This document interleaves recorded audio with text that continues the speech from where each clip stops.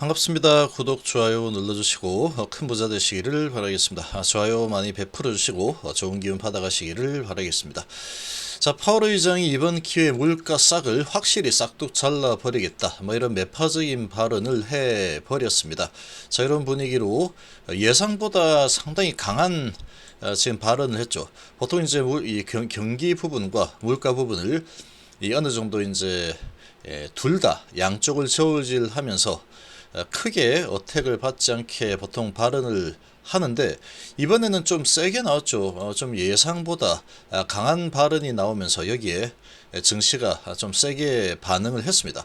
자, 이렇게 세게 반응했는데, 자, 이렇게 되면은 다시 이 HLB 같은 경우에는 아주 외롭게 또 나홀로 상승, 나홀로 급등하는 그런 환경에 처해지게 돼 버렸다, 이렇게 좀 보시면 되겠죠. 자, 2019년도 데자뷰가 될 걸로 예상이 됩니다. 자, 먼저 내용 보시면 이 파월 매파적 연설에 미국 증시가 폭락을 했는데 꽤 지금 강력한 발언이 나왔죠. 자, 시장은 이제 이 정도는 발언이 나오지 않을 거다라고 했는데 조금 셌습니다. 조금 셌다. 그렇다고 이런 부분 때문에 증시가 완전히 무너지는 쪽으로 앞으로 계속 갈 거냐? 그렇지는 않을 겁니다. 지금 많이 하락을 했다 그러면 거기에 맞춰서 다시 저가 매수세가 좀 들어오게 될 텐데, 그러나 이런 발언은 제약 바이오 쪽에 좀더 관심이 집중이 될 가능성이 높아진 상황이다, 이렇게도 좀 볼 수가 있습니다. 자, 지금 한번 보시면 다우가 3% 하락을 했고 S&P 500이 3.37% 하락, 그리고 나스닥이 3.94% 하락을 했죠. 거의 4% 가까이 하락을 했는데 3대 지수 3% 이상 폭락을 했고 S&P 500 중에 상승 종목은 5개밖에 되지 않는다. 공포지수가 17.35%나 급등을 했습니다. 자, 공포감이 이제 크게 시장을 잡아먹어 버렸죠. 그리고 주말을 앞둔 그런 상황이다 보니까 일단 팔고 보자라는 분위기가 형성이 됐습니다.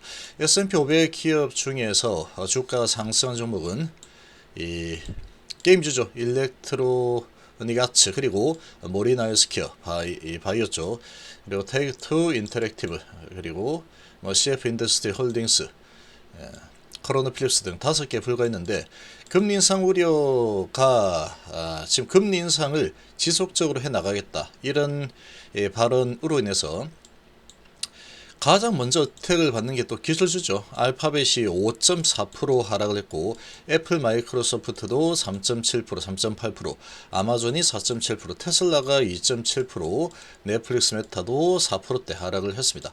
반도체주들이 아주 크게 하락했죠. 엔비디아가 9% 하락했고 AMD 마이크론도 6%대 하락을 했습니다. 인텔 퀄컴도 4%대 하락, HP도 9%대 하락했죠. 유통주도 마찬가지로 월마트 3.1%, 타겟이 4.1%, 금융주도 다약세. 지금 이런 발언이 나오면서 아주 제대로 반응을 했습니다. 자, 지금 이 월가는 매파 발언이 놀랍진 않지만 좀 셌다, 이런 지금 발언이죠. 지금 오늘 아침에 파월 의장 발언은 그저 여기에 다시 초점을 맞춘 것이다. 물가 계속 외쳤는데 거기에 다시 초점을 맞췄을 뿐이다 라고 보고 있죠. 근데 이제 금리 상승의 속도를 좀 조절하겠다라고 이제까지 계속 파월 의장이 얘기를 하다가 뒤통수 한 대 때려버렸죠. 물가 상승의 이 금리 인상에 대한 속도, 이 부분에 대해서 크게 언급을 하지 않으면서 이 좀 아픔이 있을 것이다라고 이야기를 하는 바람에 지금 시장이 좀 더 크게 충격을 받은 상황이다라고 보시면 되겠죠.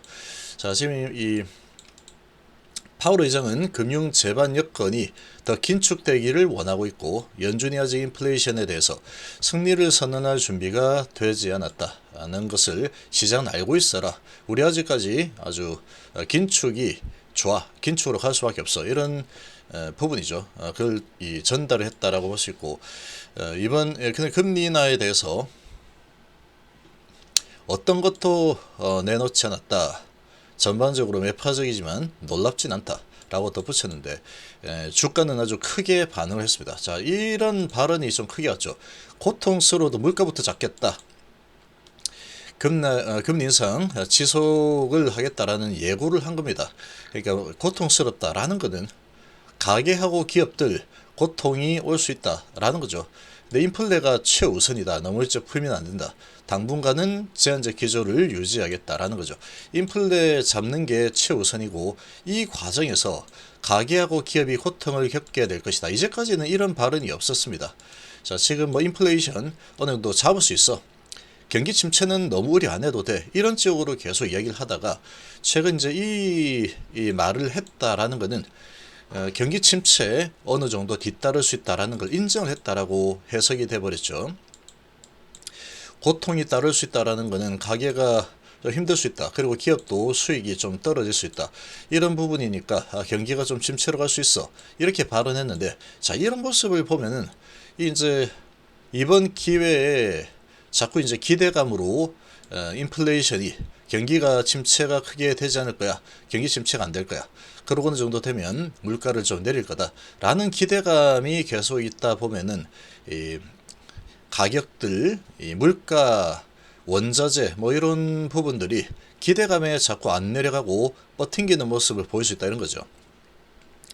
그래서 그런 부분을 아예 싹을 잘라버리겠다라고 지금 발언을 해버린 상황이다라고 보입니다. 그러니까 이런 발언이 나왔다라는 것은 좀 세게 원자재 투기하는 이 투기 세력들 이제는 팔아야 될 것이야라고 좀 압박을 넣는 그런 쪽으로 해석을 하면 됩니다.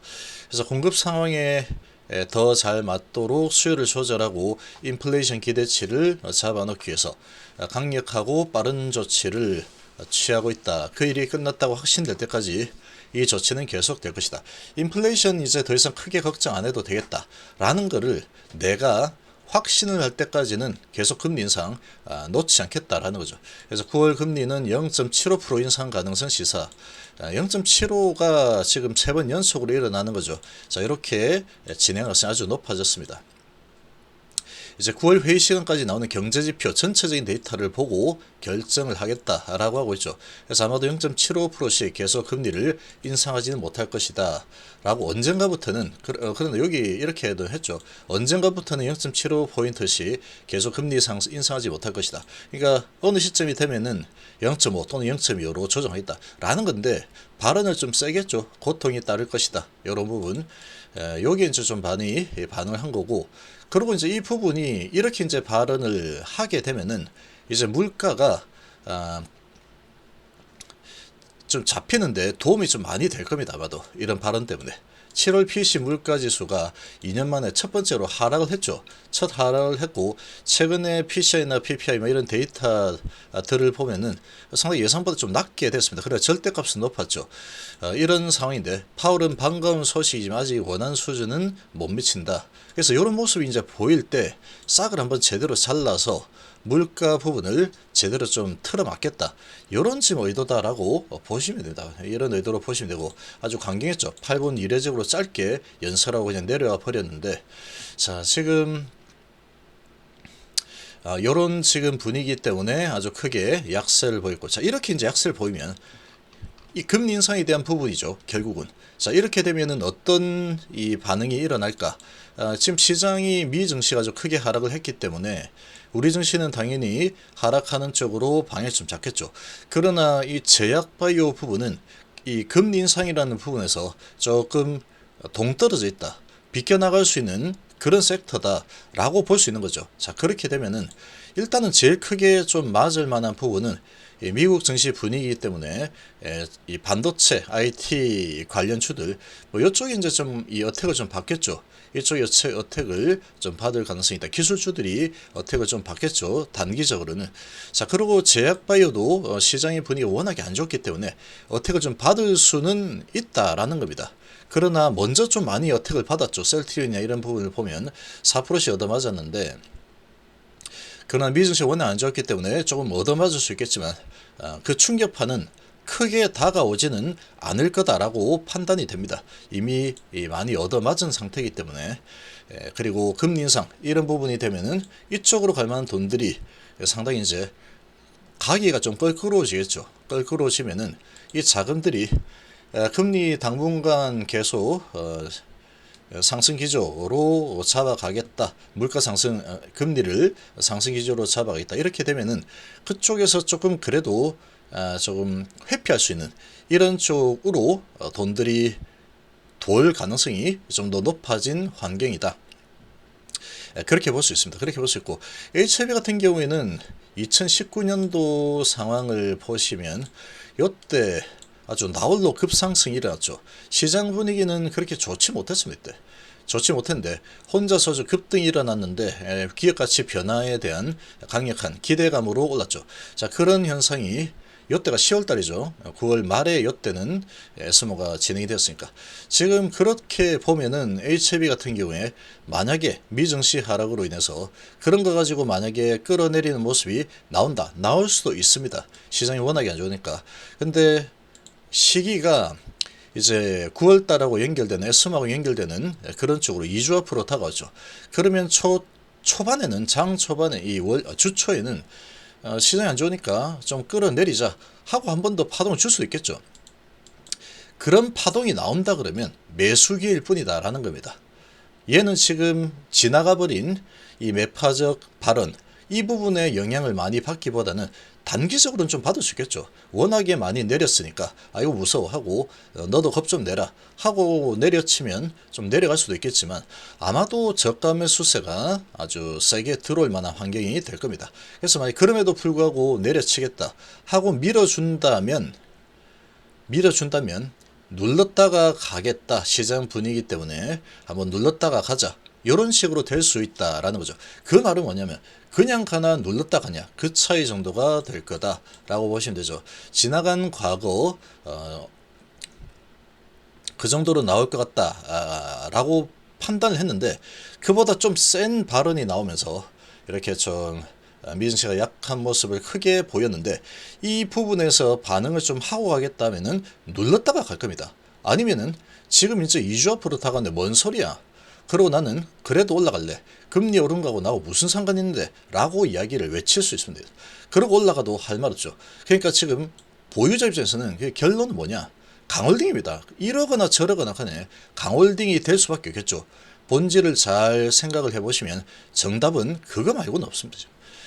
지금 저 금리 인상 이런 부분 때문에 에스모에서 발표될 정말 기업의 가치가 아주 크게 바뀔 수 있는 그런 이 호재가 이제 다가오고 있는데 금리를 계속적으로 인상 기조를 유지하겠다. 이 부분 때문에 이게 묻힌다. 말도 되지 않는 그런 논리다. 이렇게 보시면 되겠습니다.